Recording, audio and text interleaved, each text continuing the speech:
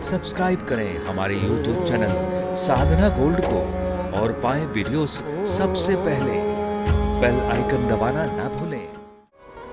आज श्री ऋषभदेव जी ने अपने बच्चों को हाथ पकड़ करके बिठाया। 100 बच्चे थे, सबको बिठाया और सुंदर सी शिक्षा दी। नायम देहो देह भाजाम्रलोके कष्टान कामान अर्हते बिडभुजाम। तपो दिव्यम पुत्रिकायेन सत्वं शुद्धेदस्मात् ब्रह्म सौख्यम त्वनंतम। ये शरीर आज देखो, एक पिता अपने बच्चों को क्या समझाता है। आप लोग समझाते हैं अपने बच्चों को, बेटा कैसे भी करके पेट भर लेना। आजकल माँ बाप यही शिक्षा देते, बेटा कमाओ पेट भर लो, ये शिक्षा। अरे भाई, पशु पक्षी भी पेट भर लेते हैं।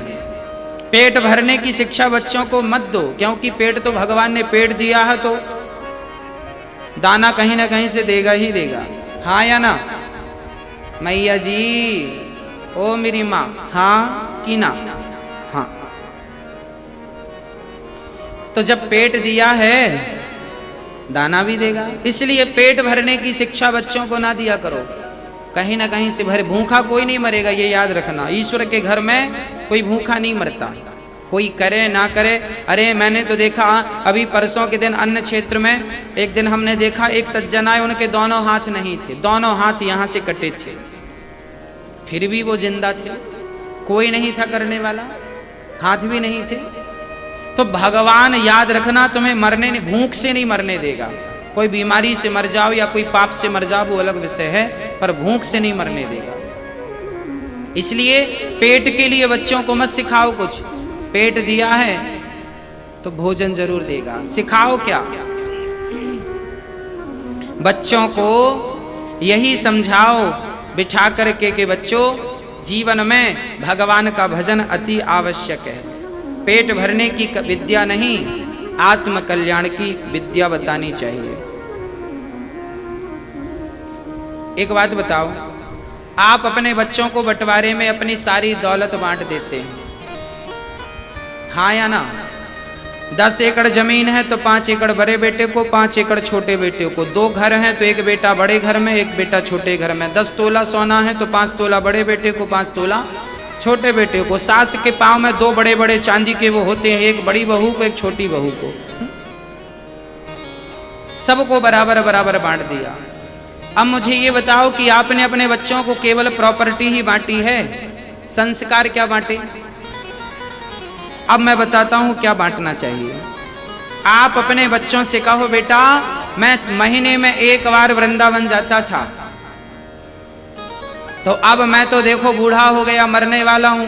अब मैं तुम्हें धन तो दे चुका बंटवारे में, अब मैं तुम्हें अपनी भक्ति भी बंटवारे में देता हूं। अब तुम दोनों बच्चों को आज प्रतिज्ञा करनी पड़ेगी कि महीने में आप लोग समय निकाल के आप जरूर वृंदावन जाइए और बिहारी जी का दर्शन करके आइए, क्योंकि हम जाते थे तो अब तुम जाओ। हमारी संपत्ति तुमने ली तो हमारे संस्कार भी तुम लो। हम 2 माला जपते थे तो तुम भी बच्चों माला लो। पिता को चाहिए कि बच्चों को अपने हाथ से माला दे। लो बेटा ये माला लो।